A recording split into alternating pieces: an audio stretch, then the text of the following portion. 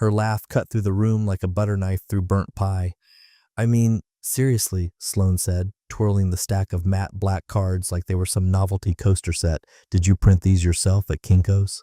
Then, without even glancing at me, she dumped them in the kitchen trash can with a flick of her wrist. Nobody cares. The rustle of the garbage bag felt louder than it should have. Her lover, Preston Blake, snorted Chardonnay through his nose. He was supposedly just a family friend and her business partner, but I knew exactly what they were. Even her mother, the queen of the Paradise Valley Country Club, chimed in with a barely muted chuckle. Well, it's the thought that counts, dear. I didn't move. Just cut another slice of turkey, passed the cranberry sauce, smiled the same smile I always wore when her family started in that tight-lipped, controlled thing I perfected over a decade of being treated like a piece of well-dressed lint on their Persian rug.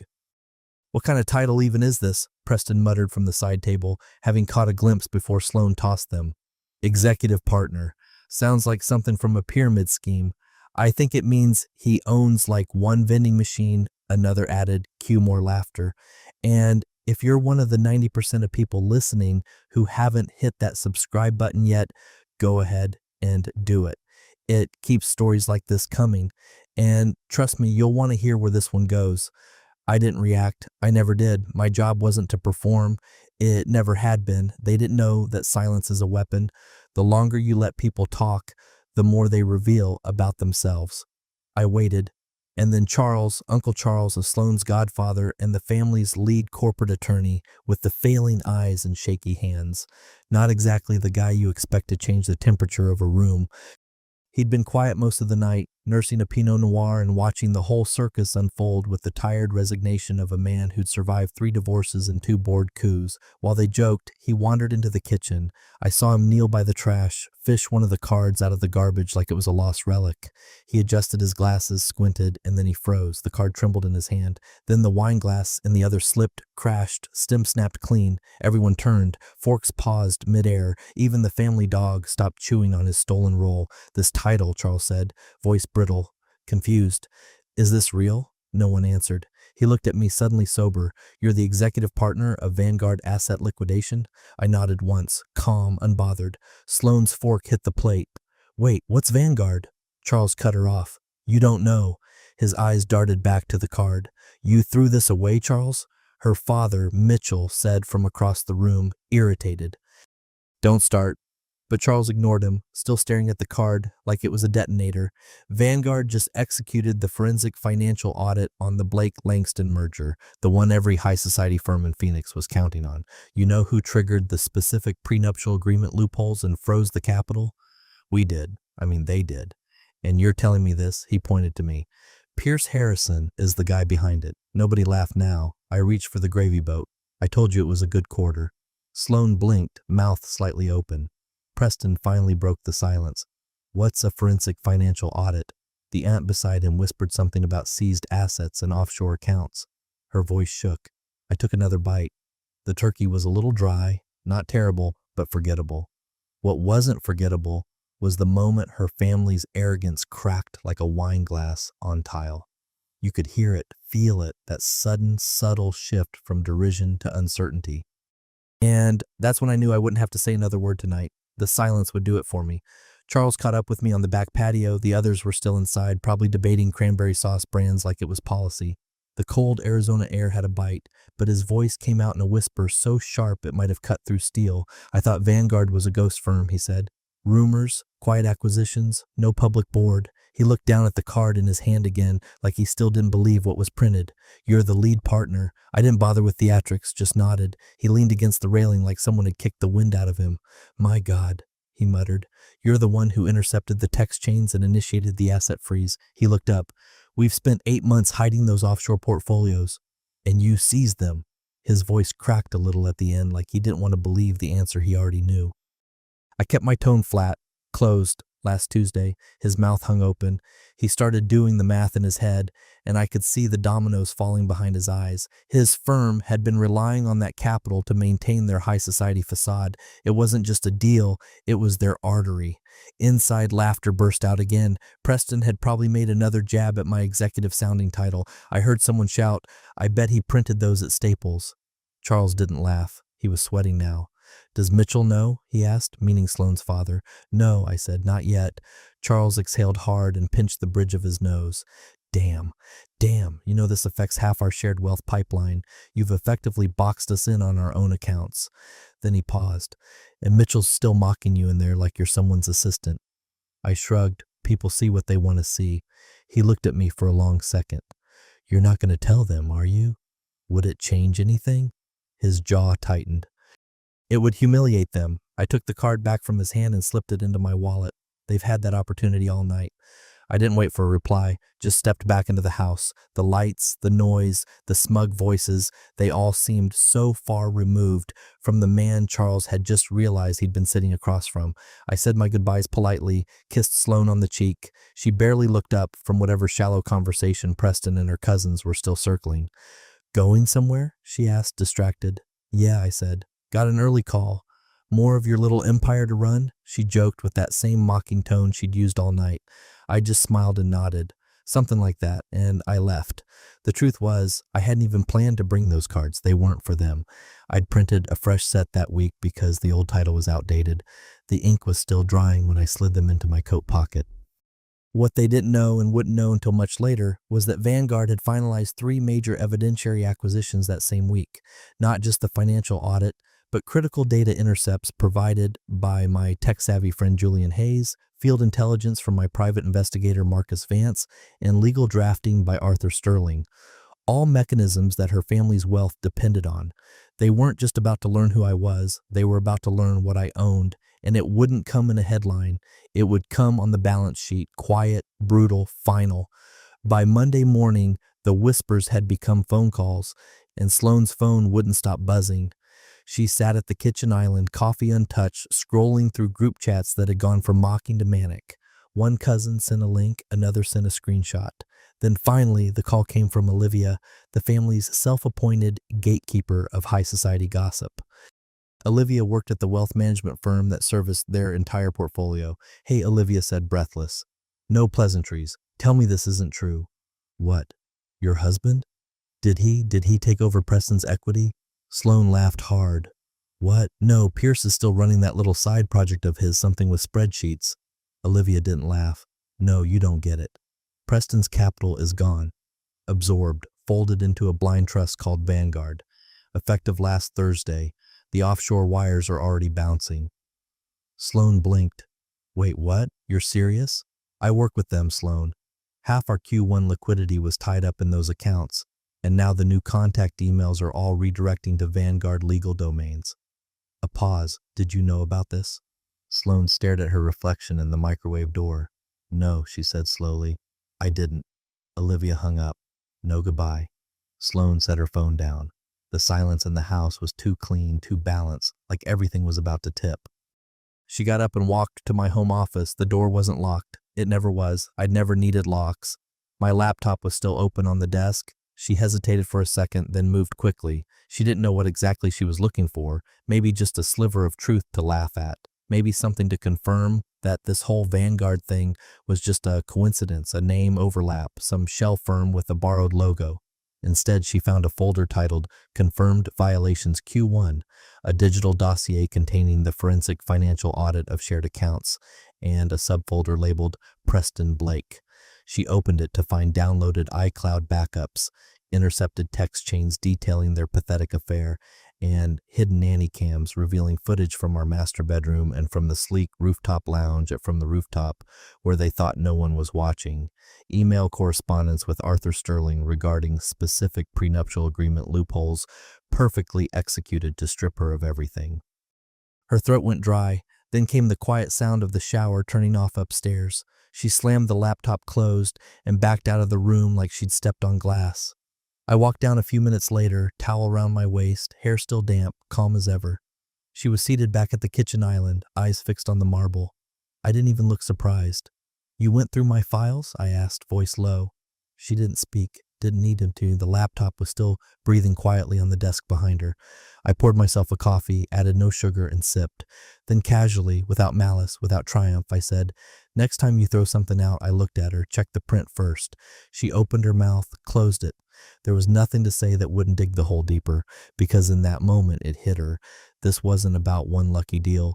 This wasn't some fluke where I accidentally ended up on the winning side of a contract bid. This was a network, and not the kind her family played tennis with. No, this was a lattice of forensic audits, legal bridges, shell entities with real teeth. It had reach, coordination, layers. She thought I'd been tinkering in the background, playing amateur accountant with safe money, a harmless hobby, but she'd been wrong.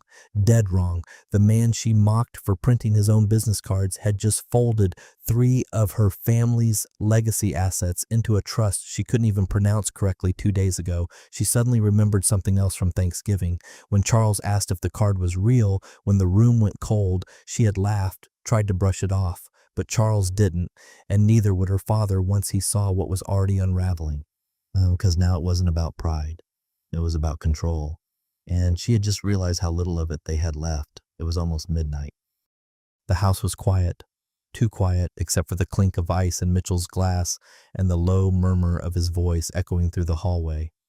Sloane had come downstairs for water, but paused when she heard her father in the kitchen. The tone wasn't his usual booming confidence. It was something tighter, clipped, like he was trying not to lose his grip. She stepped softly, barefoot on hardwood, and stopped just short of the doorway. He hadn't noticed her. His back was to the hallway, hunched over the island, one hand gripping the phone, the other rubbing his temple like it hurt to think. No, Charles confirmed it. He was saying the capital's gone. They secured the whole portfolio under some umbrella trust. Vanguard. A pause. No, not public. Quiet as hell. That's what's so goddamn frustrating. Boards and chaos. Everyone thought Preston would roll into Q1 with clean liquidity. Now we're scrambling. Sloane's heart stuttered. Vanguard. She stepped into the kitchen carefully. Dad. He turned startled. His face was flushed, not with drink, but with stress. "What are you doing up?" he asked, quickly muting the phone. "I heard you say Vanguard." His expression shifted.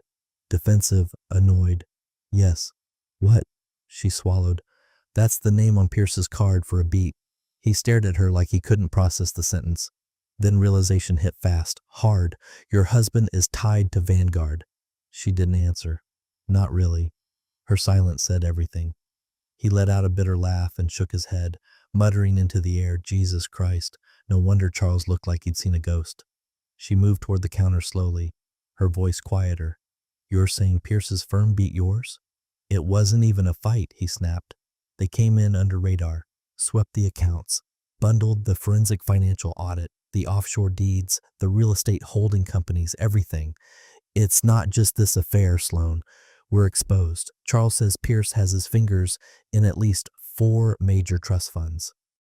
I don't even know what we're attached to anymore." The panic in his voice cracked something inside her. She had grown up believing her father was unshakable. He'd once told a state senator to get in line.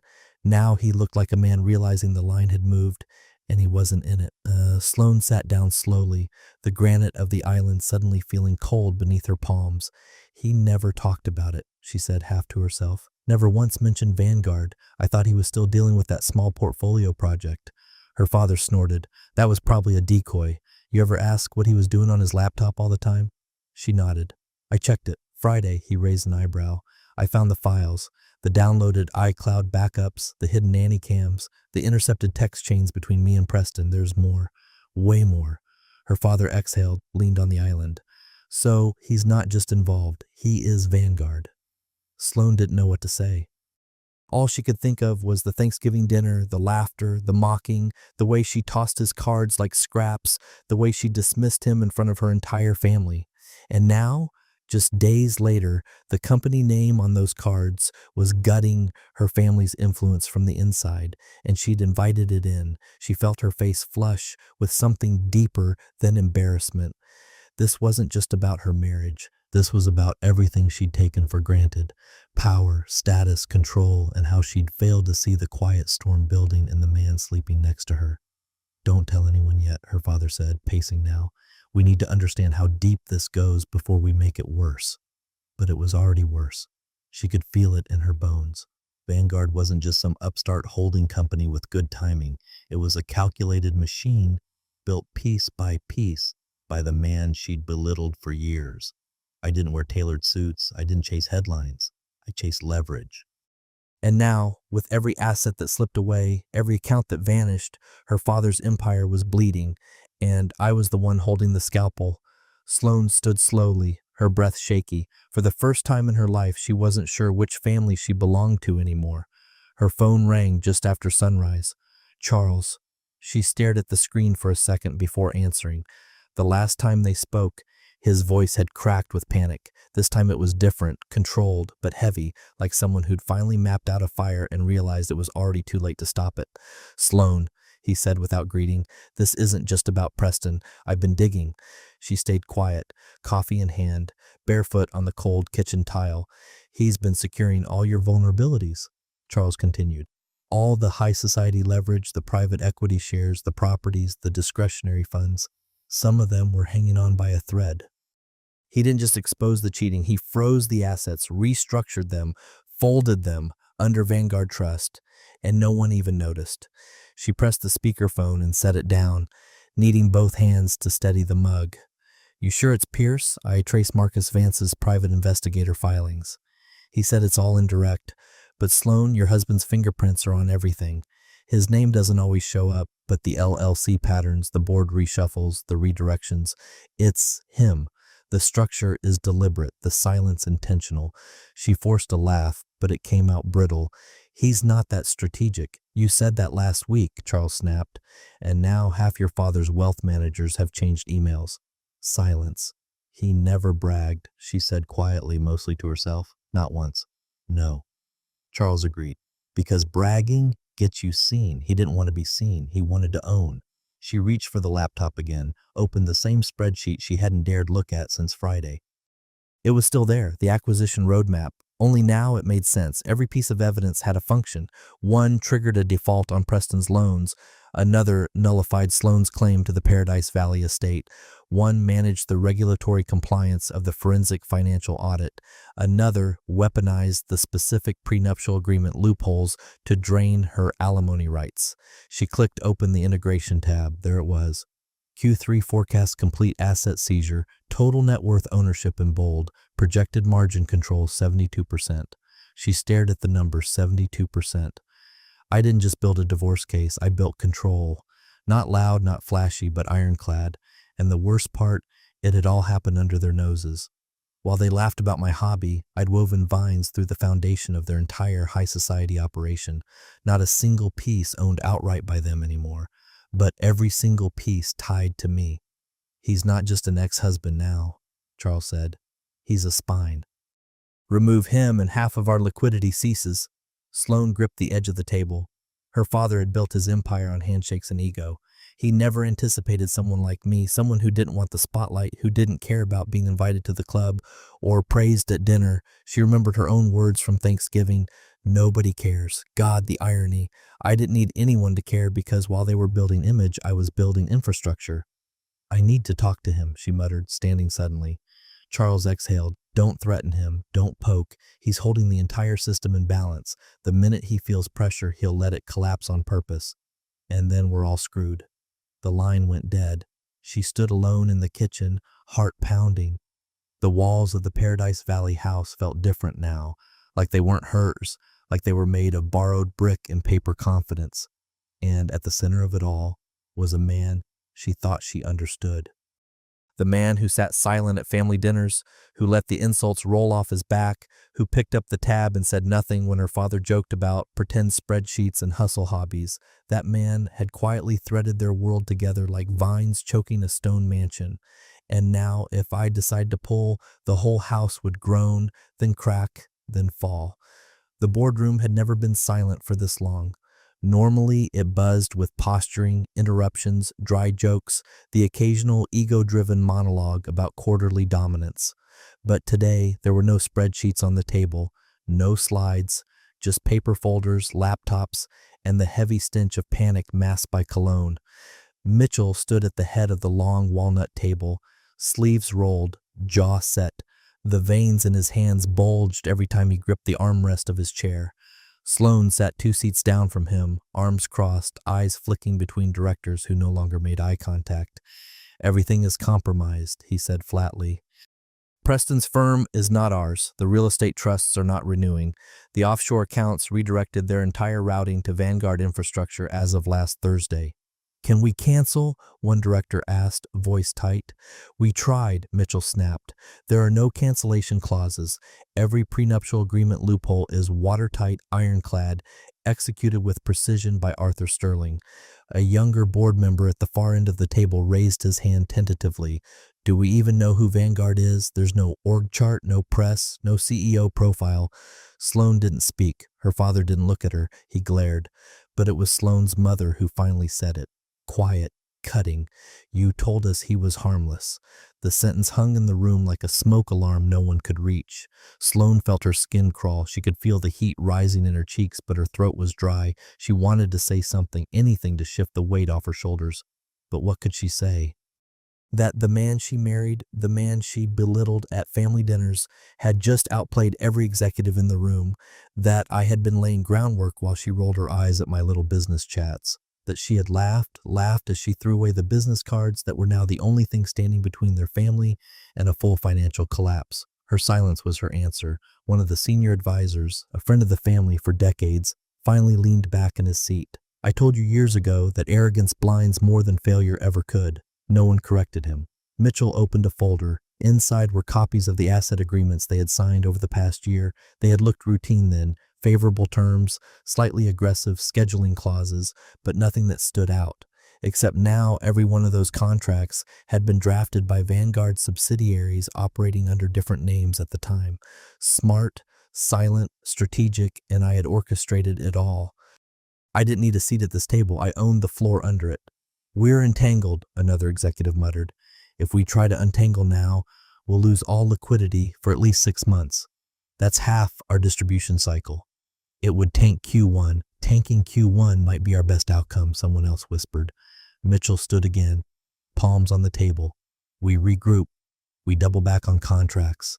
We find legal footholds. Something. Have you talked to him directly? Her mother asked. He didn't answer. Sloan finally spoke. Her voice was quiet but clear. He won't come to the table. Everyone turned. He already set the table. She continued. We just didn't realize we were eating off it. The silence that followed wasn't just tension. It was acceptance.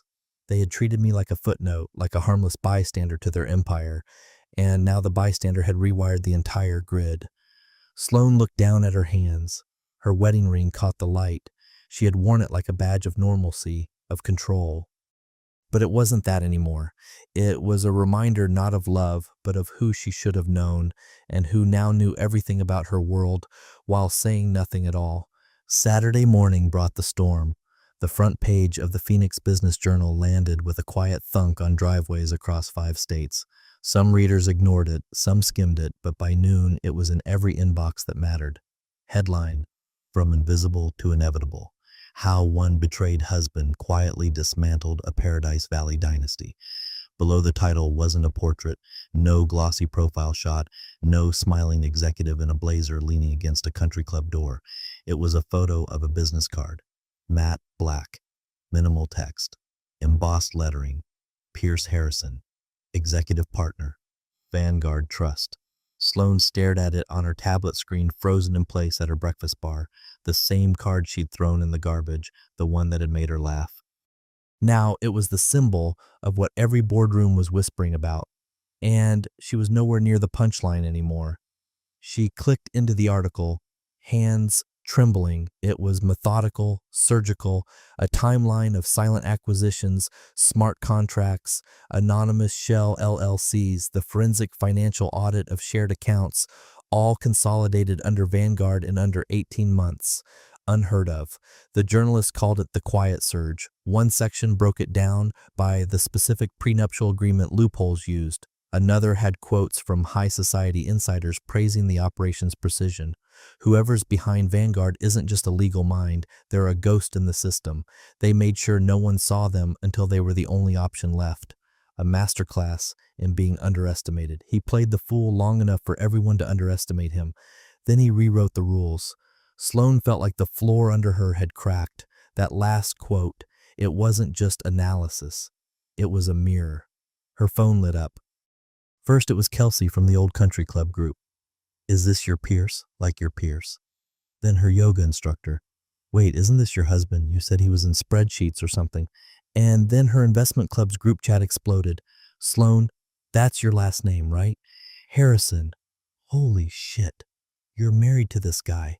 Why didn't you say anything? Did you know? She didn't reply to any of them. The worst one came 5 minutes later from a partner at a fund she'd been trying to charm into a joint real estate project for over a year. Hey, if your husband is ever looking for minority equity partners, loop me in. Hell of a strategy. Her hands shook. She nearly dropped the phone. She remembered mocking me about the empire I claimed to be building, all the dinners she'd cut me off mid-sentence to talk about her own deal flow, the way she'd corrected me in front of her parents when I mentioned asset bottlenecks as if I was the amateur. Now the industry was quoting my playbook and she was the one getting tagged in LinkedIn, comments like a +1 at her own wedding. She opened Instagram. A friend had already posted a story with the article. Dead ass. We thought he was the quiet guy. Turns out he owns half the table. Under it, someone had commented, isn't that Sloane's husband? Didn't she clown him at Thanksgiving?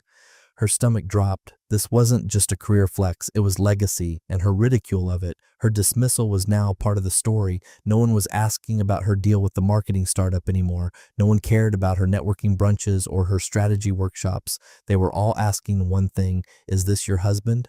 And the more they asked, the clearer the answer became. Not just that it was me, but that while she was busy laughing at my business cards, I had quietly turned one into a weapon and aimed it straight at the world she once thought she ruled. I walked into Lux Central, the artisanal espresso bar, where we used to have our date nights. Just after 8, no grand entrance, no briefcase, just the quiet chime of the cafe door, the soft thud of my boots on the polished concrete, and the unmistakable presence of a man who no longer had anything to prove. Sloan had been waiting at our usual corner table for over an hour, rehearsing lines in her head, apologies that wouldn't sound like groveling, explanations that might sound sincere. Nothing she came up with had felt good enough. And now, seeing me walk in, composed, unreadable, she knew why. I looked at her like someone might look at a hotel lobby they used to frequent, familiar but not sentimental. She stood. I didn't know, she whispered. I didn't raise an eyebrow, just nodded once. Like she had finally caught up to a truth I'd been living with for years. I didn't know any of it, she continued. Not what you were building, not what it meant. Pierce, I didn't see it. You didn't want to, I said quietly. No anger, just fact. She stepped forward slowly, carefully, but we can still. I pulled back before she could reach for my hand. Not harshly, not like rejection, more like a closed door that had always been locked. She'd just never bothered to check. No, I said. Soft, final. Then, without ceremony, I set a folder on the reclaimed wood table. Standard manila, no branding, no weight except what it meant. She stared at it for a second before sitting down and opening it. Inside was a single legal packet, the weaponized divorce papers served in public, right in the middle of the crowded espresso bar. Clean, uncontested, no alimony, no property battles, everything divided already. She realized in horror that it had probably been drafted before the article dropped, maybe even before Thanksgiving. At the bottom of the final page was one handwritten line. Just one. You threw the card. I kept the empire. Her throat tightened. This isn't you, she said, voice trembling. You're not like this. You never wanted. I wanted a partnership. I said, you wanted a performance. She shook her head. I was wrong. I tilted my head. You were loud. That stung more than she expected. I sat across from her, arms resting on my knees, like I wasn't just across a cafe table, but a canyon. I never asked to be worshipped, I said. I just asked to be respected. You were always so quiet about everything, she said. You didn't share because you weren't listening, I replied. Matter of fact, you didn't ask what I was building. You asked when I'd be done playing amateur accountant. You called my meetings pretend work. You told your friends I was on my third maybe company. I thought I know what you thought. I cut in and you made sure everyone else did too. Silence fell between us like smoke. She looked down at the folder again. No fight, no drawn-out legal bloodbath, just a surgical extraction. And underneath it all, the bitter truth. I wasn't doing this to her. I was just done doing for her. She looked up, eyes wet. You really won't even talk about fixing this. I did, I said, standing. For 7 years. She watched me walk toward the exit, the same door I used to disappear through after tense date nights after she rolled her eyes at my plans. She used to think I was just retreating, pouting. Now she understood I had been building, and the distance she felt now wasn't new. It had always been there. She just never noticed it until she reached for a hand that was no longer waiting to be held. The dining room felt bigger this year, though nothing had changed. Same heavy oak table, same chandelier, too bright for the hour, same floral centerpiece her mother had commissioned like clockwork every Thanksgiving for the last 10 years. But the energy that was gone. Sloane sat with her elbows tucked in, chewing through dry turkey that tasted like cardboard dipped in guilt. The family still showed up, though fewer than before. Some stopped calling after the headlines. Others stepped back once it became clear her father's grip on the high society trusts was slipping. No one openly blamed her. They didn't have to. Her father looked older, thinner. He'd sold off a third of the properties in Q2. Strategic divestment, he'd called it at the time. Everyone knew it wasn't. Her Uncle Charles had retired under health reasons, but Sloane had seen the resignation letter. He'd never recovered from the fallout. The wealth wasn't dead. It was just no longer theirs. The laughter was softer now. No bold toasts. No one jabbed at anyone's job or clothes or marriage this time. It was like they'd all tasted humility and didn't quite know how to chew it. Her cousin Hamie, one of the few who still spoke to her like she was human, sipped her wine and leaned in. "Is he coming this year?" she asked quietly. Sloane didn't answer, just gave a small shake of her head, eyes never leaving her plate. Hamie nodded. I figured. No one said my name anymore. Not her father, not her mother, not the cousins who used to snicker behind their champagne glasses about my pretend business routine.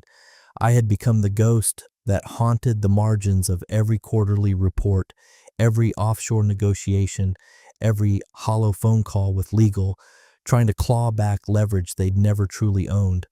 What stung most was how cleanly I had exited. No scorched earth, no vendetta. I just left. And the vacuum I left behind was louder than any revenge.